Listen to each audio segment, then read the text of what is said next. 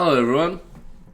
In this video I want to have a bit of a discussion about something I was thinking about on the way home today in my car, about an hour drive from the city to my place. And that was a bit of a debate I've had with a few developers probably over the last couple of years about web browsers and websites and just the web in total, in terms of, is it going to exist in the future, or is something else going to replace it? And the reason why I want to bring this up is, clearly in the last decade, not quite a decade, maybe 8 years or so, we've been showing things like iPhone apps and Android apps and TV apps. We've got smart TVs these days. The computers are getting bigger. We've got tablets. And there's a lot of native apps that are on all those devices, things like the YouTube app, which is something that's across pretty much everything. I forgot to even mention the PlayStation and Xbox have apps in it. So, basically what I'm seeing a lot of going forward is the concept of devices having apps. Now, you might say, yeah, but what's that got to do with the web? Well, the reason why the web exists for as long as it has is because it is a very dynamic thing. And what I mean by that is that anybody can go out there and generate a web page and put it up on the internet. Now, at this stage, apps, you still can't do that. Apps are something that you have to program. They have to be compiled ahead of time before you can actually update them on your phone. Usually they have to be patched down. People have to actually manually download it, or in some cases people do automatically download it. But, for the ones who don't automatically download it, there has to be a manual download process because you need the internet, so on and so forth. So it hasn't quite reached that stage of, the dynamic content type phase. Now, I think, at this stage, it's going to be a while before that happens. But I think eventually, in the next 10, maybe 20 years, we're going to be finding that web pages won't exist anymore in the general sense of them being in a browser. We won't be opening up Chrome just to view content. We won't be opening up Firefox to view content or videos or just general documents or photos or all these kinds of things. What we're going to end up happening, I think, in the long run, is we're going to have things like news apps. So if you want to get your news for the day, you'll go to a news app. If you want to go and research something, which is what people say might be the big thing, you'll have a search app. That search app will then reference an app with some content in it. So maybe sometime down the line, you'll have an app that can read other apps within an app store, and that it can show you which app to download in order to read some certain content about a particular subject. Now, this might be far-fetched, and it is a long way out because you're talking about searching across a whole app store and then looking within the app of every app store in the app store. And yeah, it's a discussion I've had with a few devs over the time, and they have always said, hey, if you're going to be looking for content in an app, then it's essentially you've turned it into a website. And I don't know. My argument for that is, with a website, you can't generally use the controls that are in your native app. A lot of people have tried to work around this stuff to make it look very similar to the app, but overall the controls are still a radio button, that's in a web browser. It's still a text box. It's still a button. The text is still rendered under the HTML rules and the CSS rules and all that, and JavaScript. And I just feel that at some point down the line, they're going to bring all that forward into an app, and I think that people will be creating content through their apps. So if you are somebody who loves basketball and Maybe you're a basketball statistician. You might have a basketball statistics app which you publish content into. Now, anyone who's done iOS development and Android development at the moment would be saying, God, man, I don't know how that would work. We have to build like a view controller, and then this is iOS I'm talking about right now. You got to build a view controller. You got to place all the, all the content on the app. You got to drag and drop it, and then something updates. You got to add IB outlets and actions, and how is this going to work? It's a really hard thing to master. And then you've got a compiler. You've got to make sure that whatever they're built works.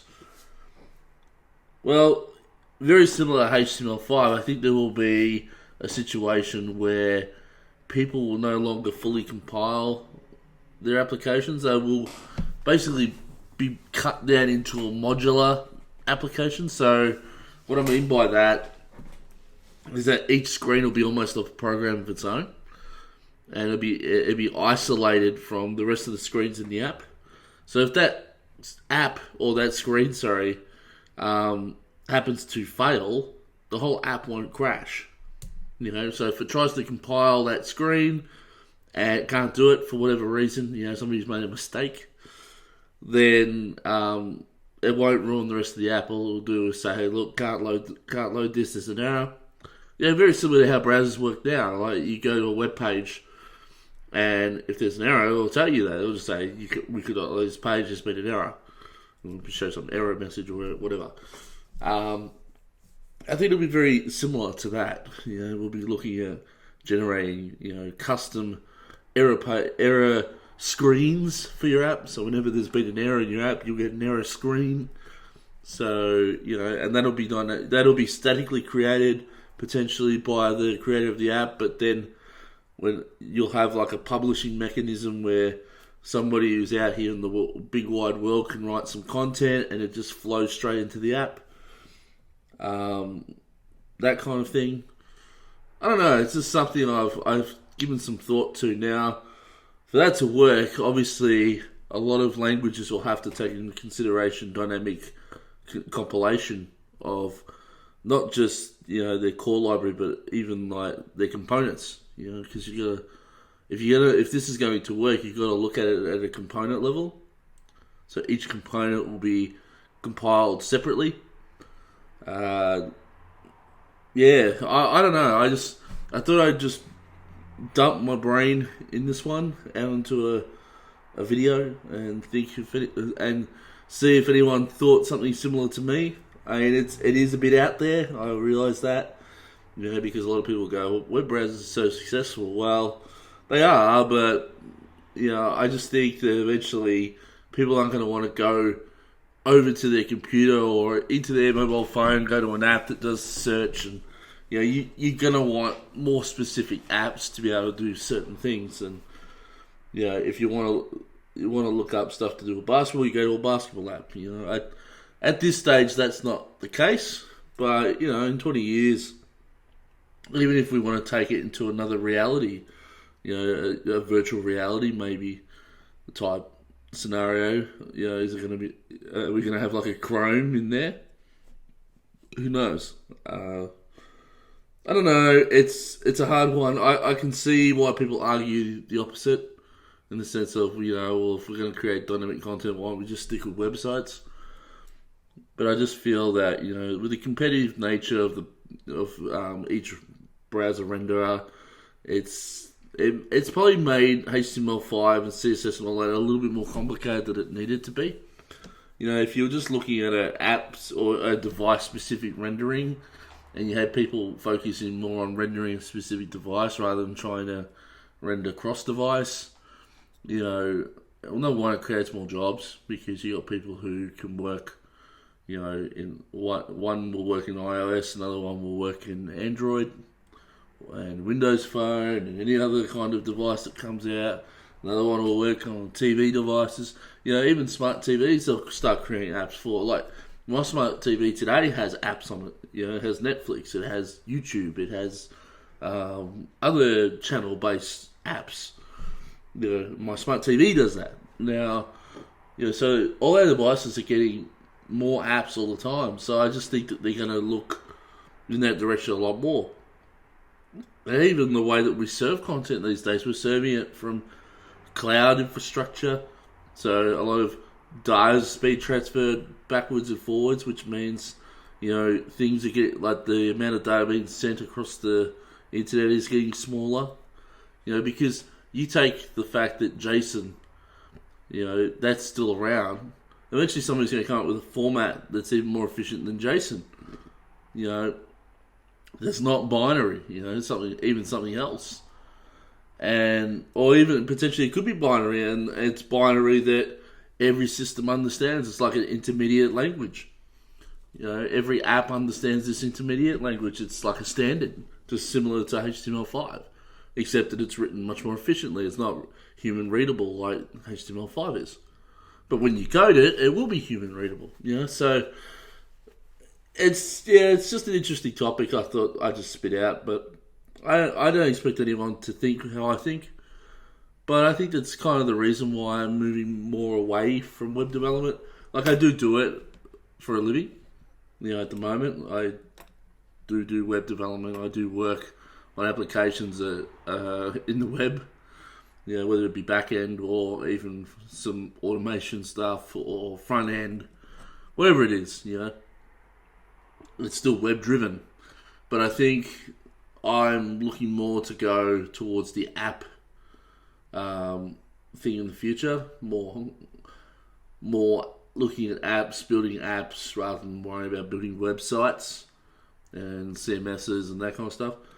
And I think the other influence on my decision or on my thoughts around this is there's a company out there who most developers might know if they go to a site called Udemy and they learn iOS and Android. And it's a company called DevSlopes. Now, they're based out in California at the moment. And I think those guys, they're very focused on building apps. They want to build apps first. Now, they don't have the same idea I do. They don't, or if they do, they're not mentioning it. They're not saying that websites aren't important or anything like that. But just watching the way that they would go about working that, they put apps first.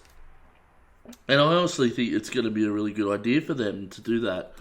Now, their project is based on learning, so they're building an app right now that will teach people how to code. So you'll go in there, you'll spend some credit points. I haven't seen the app completely yet. I was supposed to get a beta version of it, but for whatever reason, the guys obviously left me on the list. It could have been because I was in Australia or whatever, and they had to do people in the US. I'm not sure.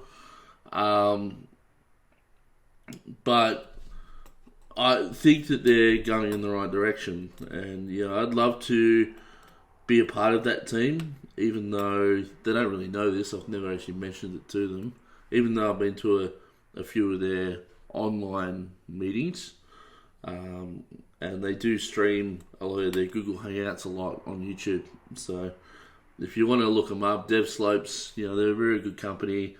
They're constantly releasing tutorial videos and things like that, similar to what I do, but with the more of them being there, and I think the main guy, Mark Price, being a little bit more senior than me, he and a very confident man.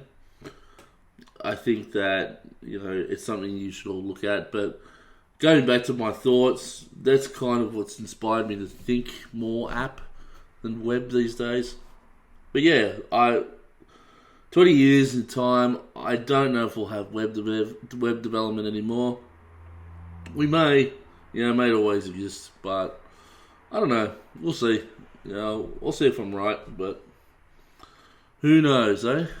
Anyway, I'm rambling, and I'm just sitting here in my room, just in my thinking chair, and I thought I'd just pump this out. So thank you for listening, everyone, and I'll see you in the next video. Bye.